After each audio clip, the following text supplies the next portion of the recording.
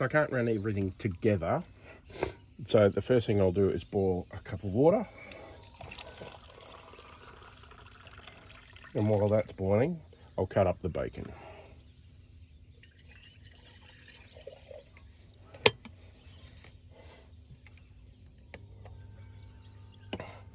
Okay, so we're off and racing. Going just on 1100 watts. And you can imagine that 28 watts that I'm getting out of solar is not really making much difference. We're pulling nearly 100 amps. So while we're doing that, let's get ready for toasting bacon and eggs. So I'm doing this as a reality check or test, because people think that there's no way you could cook everything you wanted for a day and have power left, but I disagree with that.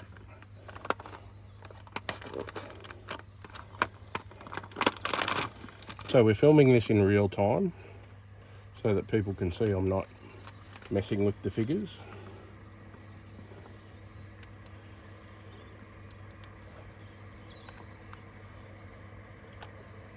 And I cooked 2 bits of bacon just to be extra proofy.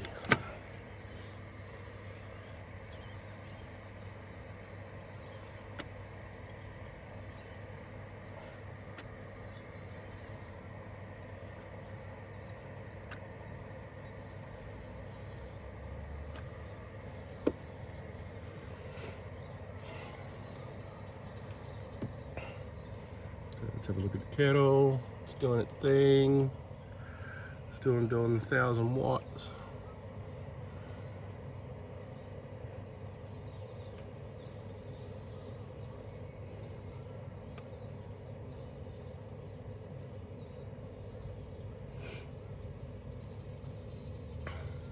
So basically, as soon as that kettle's boiled, I'll show you the screen and then we'll pop over to bacon time.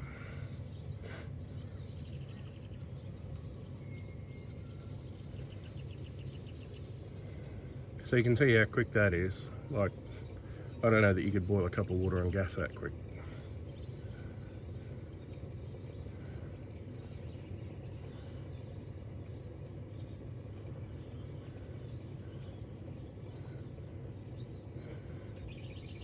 Let's go up here, it's going to shine off here any second.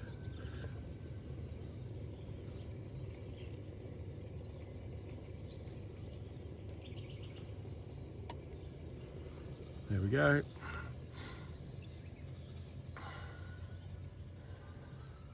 Down to very, very little. So that 10 watts is enough to run the fan and controller over here. Oh, sorry. So, 3% of the battery, like big deal. So let's cook some bacon.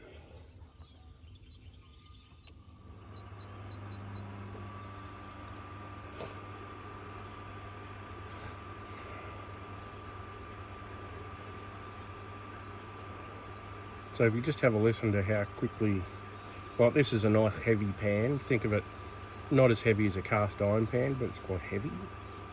So it will take a little bit to heat up, but being induction, that's exactly what it's built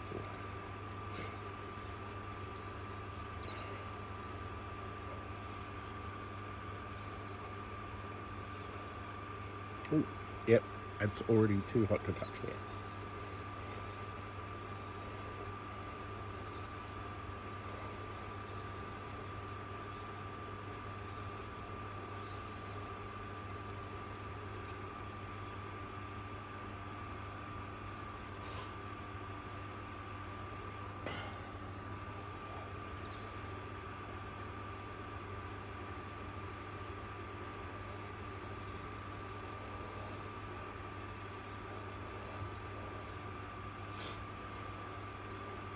Now, I'm not a crispy bacon guy, so if you're a crispy bacon person, it might take a little bit longer to get that crispiness that you want. I like a little bit of brown, but I don't like it like crunchy.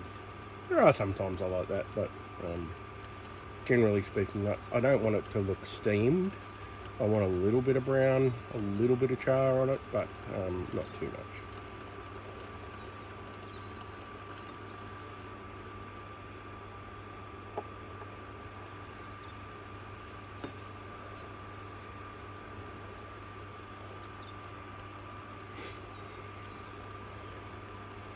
I don't know whether you can see that steam starting to come off there or not. Yeah, you can. So it's plenty hot. And I could ramp this up to, oh, let's do it. You can see the fat rendering out over here.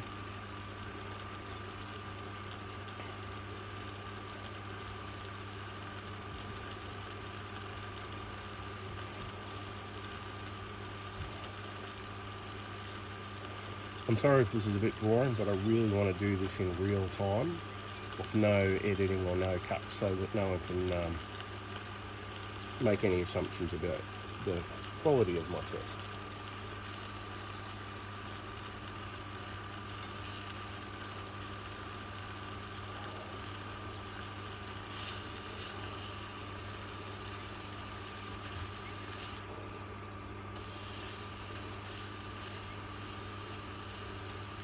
So I don't know whether you can see, but there's a tiny bit of brown on there. It does seem to cook a little better in the centre than on the outsides, so I tend to move things around quite a bit.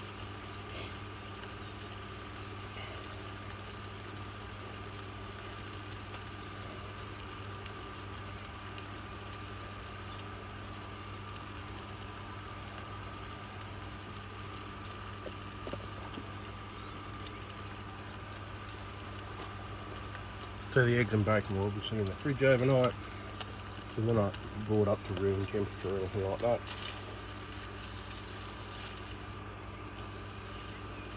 See, we're getting that brown, so I'll move them over to the edge. Move them in there.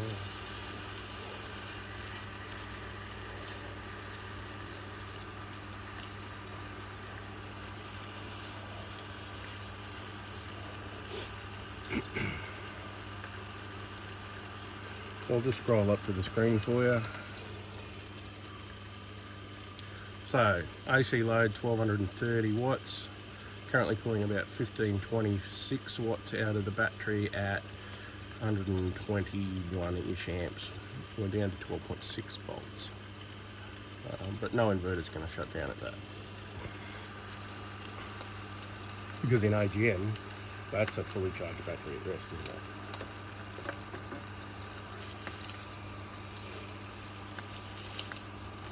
So you can see we're getting colour on this already.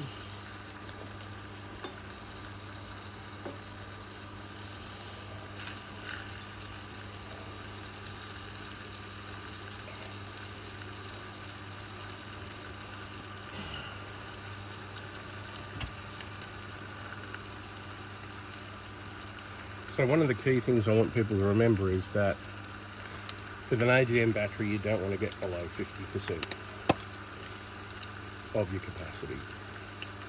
And I have designed this system to do exactly what I'm doing now. So I'm more than happy to start a day with 50% battery capacity.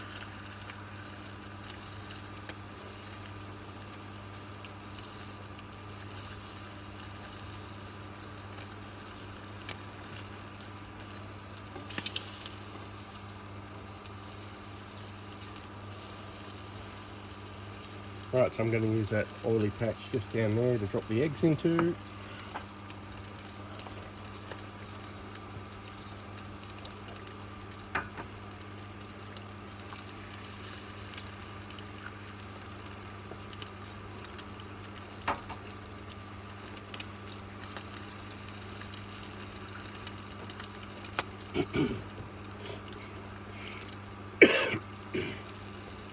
So you might think, oh yeah, I can do the same with gas, and that's fine.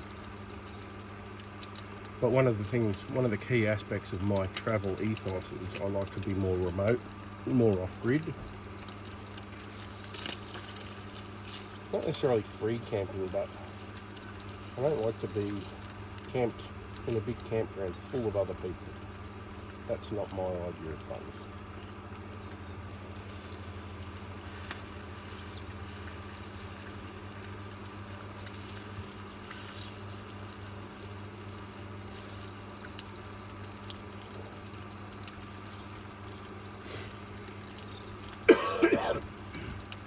Forgive my coughing, I'm on the end of a lurgy.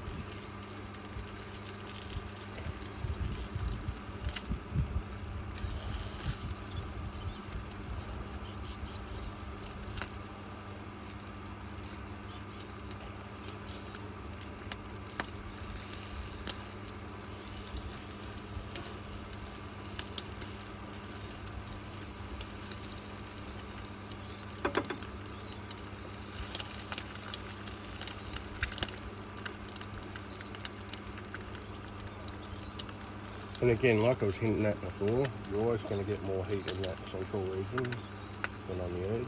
I could also possibly push that over a little bit, but I don't know how that affects the efficiency of it. Let's have a look at the screen.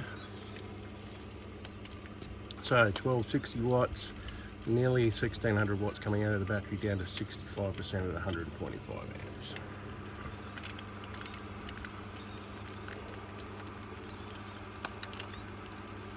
Now, I'm generally an over easy kind of guy.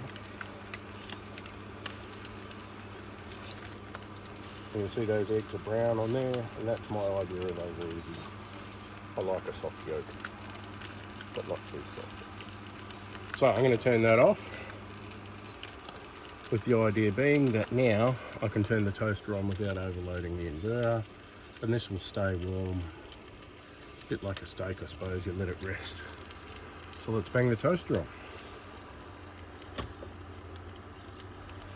So for me, the toaster is the biggest reason why I got the inverter that I got.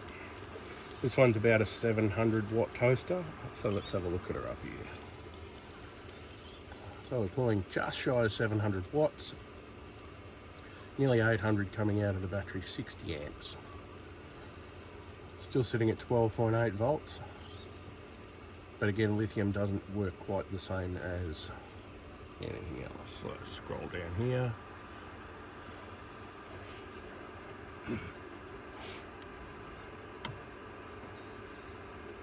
So for me, this is the perfect situation in terms of the amount of cooking I can do. And when you add solar into the picture, you can obviously cook a lot more.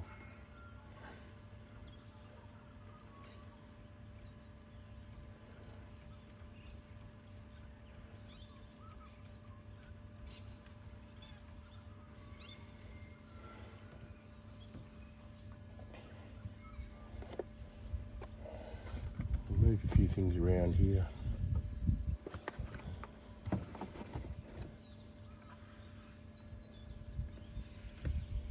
So that when the toast pops, I can butter it straight away. Again, butters come straight out of the fridge, so nothing special about that. Quick scan up to the power again. 700 watts, 800 coming out of the battery. The fridges are running. Tiny bit of solar that's enough to make up for the fridge.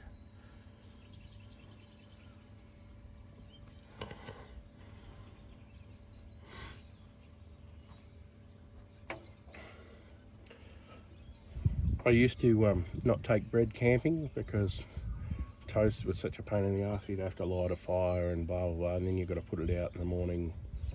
This really changes the game in that regard.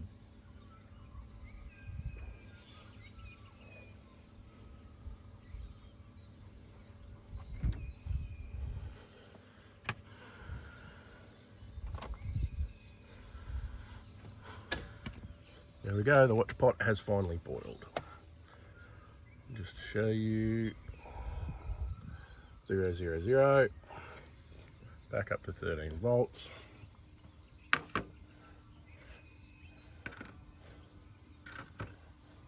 You could obviously make that darker.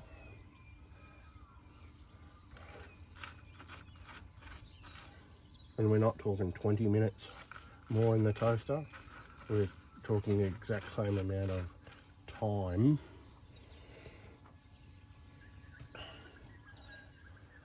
So we've gone from about 75% to about 64%, so we've used 11% of our battery capacity to make bacon, eggs, toast and coffee for one person. I don't think two people would use that much more.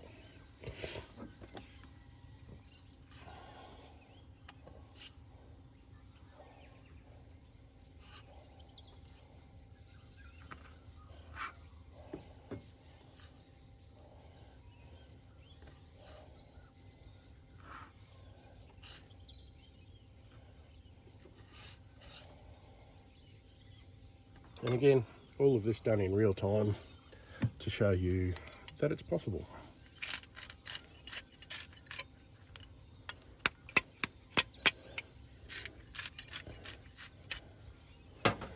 All right, I'm going to eat my breakfast and then we'll talk about solar and charging everything.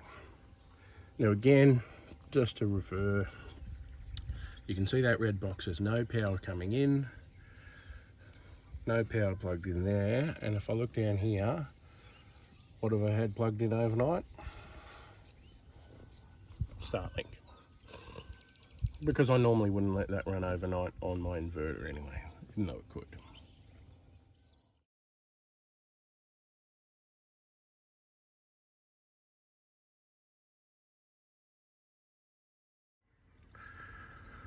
So it's, let's show you the time. 8 o'clock in the morning, 64%, which works out to, and I'll show you now the amp hours. Now, if you had a single 100 amp hour AGM, this isn't practical. It's not possible. It doesn't make sense at all. With a single lithium, you could do this in the 120 amp hour range, but I've got two at 120 amp hours. And we're not talking about some high-end uber-duber one. I'll just scroll down just there. You can see the blue and the black. That's from Adventure Kings. Yeah, all my solar gear is from Victron. All my power gear is from Victron. I need a bit of cable management there, but that's because I wanted the most efficient pure sine wave inverter that I could justify buying. So let's look at 85 amp hours as a example.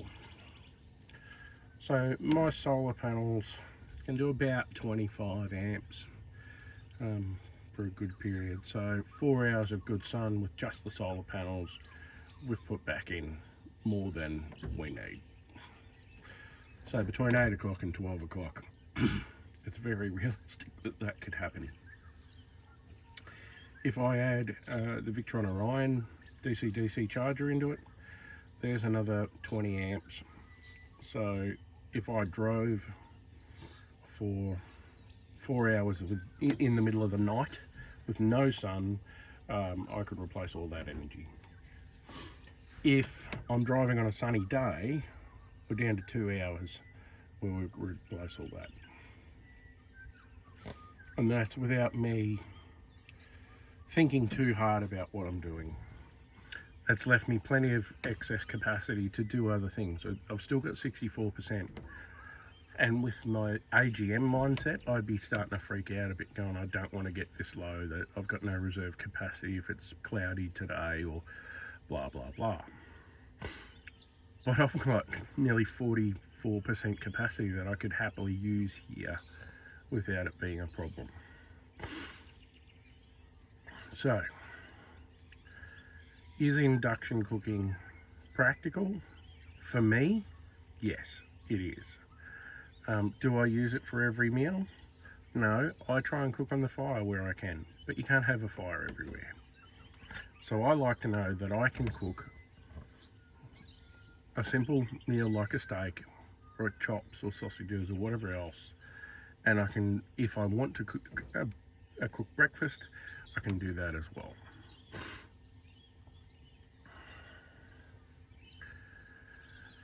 Is this practical for everyone for long-term stationary touring? No, you need to have way more solar than I've got. I've got 3 160 panels on the roof. I would like to double that to be a lot more comfortable with solar production on indirect sun days, cloudy days. I can still get about 11 amps out of these panels on a cloudy day. What else could I do to make myself a little bit happier? I could add one more of the King's batteries. That would give me another 100 amp hours to play with, which is what I've just cooked with. So that would give me 3 days of cooking without recharging, theoretically. Now, up until now, I've been at a point where I was really uncomfortable with the idea of lithium because of the price point. I've been using AGM batteries over various rigs and tour companies for 20 years, and for me the initial outlay of lithium has been what stopped me. But I got these 120 amp hour batteries for $449 each, and when I was buying AGM batteries I was spending well over $300. And when you look at how long an induction and a lithium battery can last compared to an AGM, I think we're at the point where it is actually more money efficient long term to buy the lithium. I've modified my system over time to be lithium ready when I wanted to do that drop in. So I don't have legacy equipment in here that can only do AGM. Is lithium right for you? That's a decision you're going to have to make based on many things. One of the main reasons I've gone for is I've saved about 65 kilos in battery weight by removing the 3 AGM 120s that I had in here and replacing it with 2 lithium 120s. When I get another special on those batteries at $449, I'm absolutely going to buy another one. Do I need it? Probably not. But it's 15 kilos. It goes in a spot under this shelf over here. So the batteries are in there under that plywood, and I've got room for 2 more batteries in there. What I'd like to do long term is go to a 24 volt system. But yeah, I don't think there's necessarily a need for that. Now I want to show you how low the sun is, just as a, so that's it just behind the pot. It's literally just come up and we're already getting, let's have a look over here. Let's try and get the glare off the camera. We're getting 40 watts out of that. Which is enough to circumvent both fridges, and they pull 3 or 4 amps per hour. So if you've got any questions or any criticisms or anything I've done wrong, please write it in the comments and I'll be happy to respond to that. Remember, at the start of this test we started with an overnight draw on the battery because I cooked a steak last night. That's in a separate video, but I wanted to stay disconnected so that people could see that off-grid test. What I'm going to do now is plug the power back in, because I'm at a powered campground, so why wouldn't I use it? Well, let's be serious. Alright, I hope you've enjoyed the video, and like and subscribe if you want, but you don't have to.